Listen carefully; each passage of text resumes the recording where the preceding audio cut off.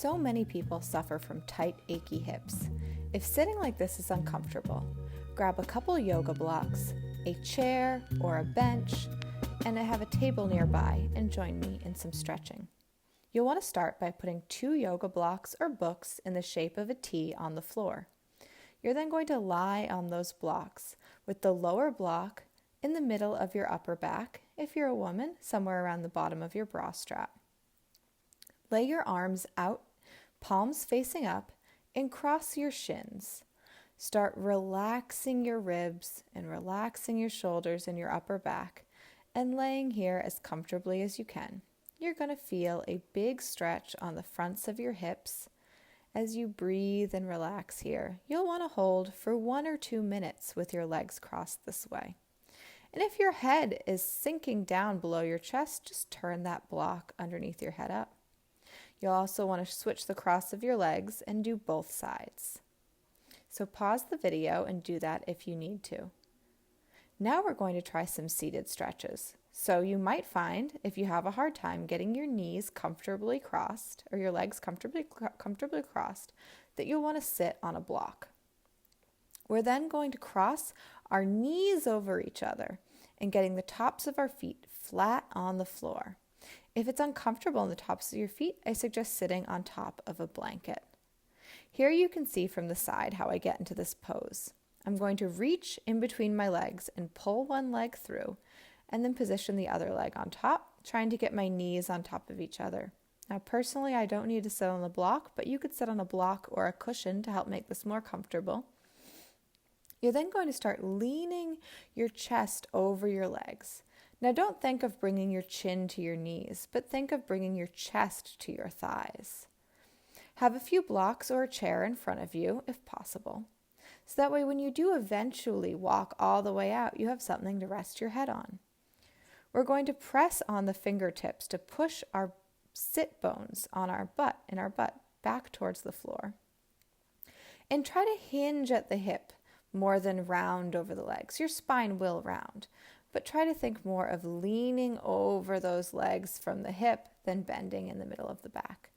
And then as you find your head making its way towards either your blocks or maybe a chair set up in front of you, you can rest your head on those blocks. You'll want to hold this position again for 1 to 3 minutes, really relaxing at the groin and the hip joint. You might find that you can lower your surface or block or maybe eventually rest your head on your knee. And when you're ready, you'll start to walk your hands back up, again coming up from the hip and not from the upper back. Now we're going to want to take the pose on the other side. So use your hands to unwind your legs and then reach under and pull the other leg so that way that knee and thigh come to the floor and the top leg is stacked on top of the bottom one.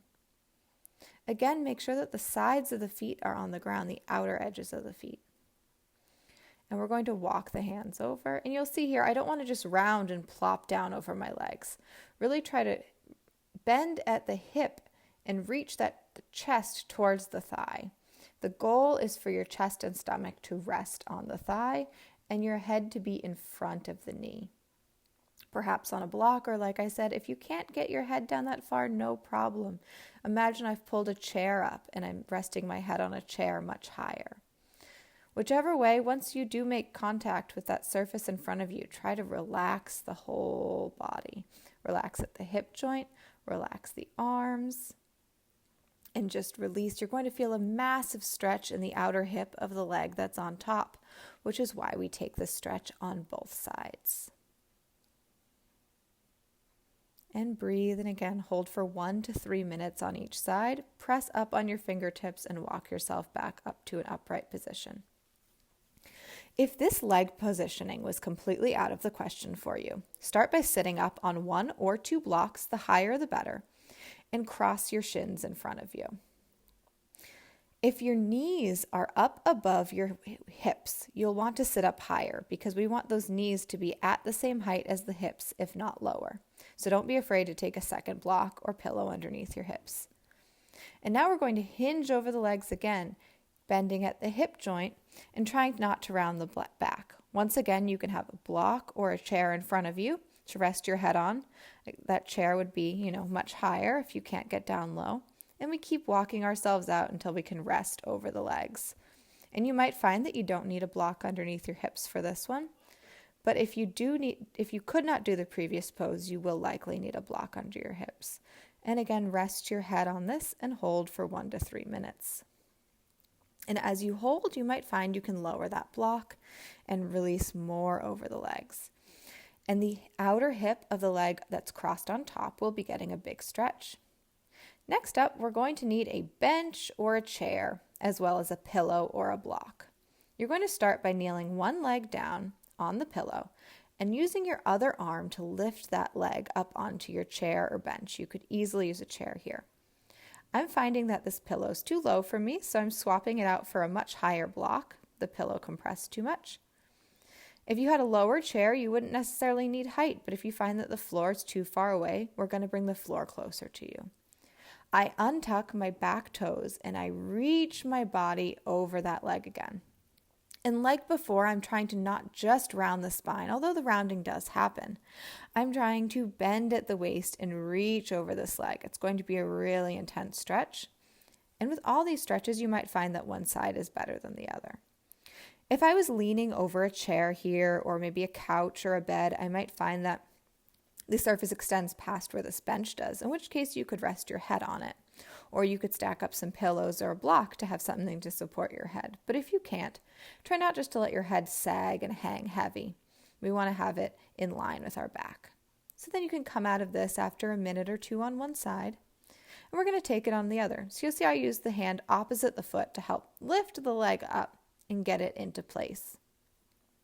And you'll get a better idea of what happens with the heel and the hip here. So you can see my heel and hip are making contact, which is great. It means I'm leaning down really far over that leg. And try to breathe and relax. You'll find that you can get more comfortable as you go, and you'll feel a big stretch on the front of the hip. You can support your head with your hands, but again, don't let that head just be heavy. If it's really intense, you're going to lose sight of what's happening to your head and neck, but you don't want to strain it. So now we're going to walk ourselves up and then switch over and now stretch the front of the hip. These exercises so far have stretched the back of the hip. Now we're going to stretch the front. So you're going to kneel on a pillow on the floor and have your top of your foot on a couch, a chair, a bench. This is traditionally called the couch stretch. The leg that's up is going to have the knee straight over the foot, and you want to tuck your pelvis under and be nice and upright. You're going to feel a huge stretch on the hip of the leg that's down. You can also twist towards the leg that's up, but make sure that that butt is facing downward. You don't want to lean over the leg here like we have been. You want to be tall and upright to get the maximum stretch on the front of that hip. Breathe and hold this for 1 to 3 minutes again. The longer, the better. You're then going to come out of the pose and take it on the other side. I start by kneeling with one leg up, one leg down, work the top of my foot onto that bench, and come to a nice upright position with the front knee over the heel, and then tucking my pelvis, sending that tailbone towards the floor to get the big stretch on the front of the hip that I'm going for. You could also do this up against a wall where the toes are the tops of the toes are pressed flush against the wall. The closer your butt and heel are, the more intense this stretch is going to be. But don't get the butt towards the heel by leaning forward. You want to make sure that you are upright. You can rest your hand on the thigh that's up, but don't lean on it. Really squeezing the glute of the down leg and tucking the pelvis under. Holding again for 1 to 3 minutes on this side. And you'll lean down and come off. Next, we're going to take that stretch we did to stretch the outer hip on the chair, but now we're going to do it on the top of the chair or the back of the chair or a table or a countertop, something that is about your hip height. So you can see I'm standing on a block here because this chair was too heavy. Then I'm going to get my leg up on top of the back of the chair, the way I did with the bench, and I'm going to lean over it. If I was on a countertop, I could have let my arms relax on that countertop, but instead I've just put a block on the chair here and I'm leaning over.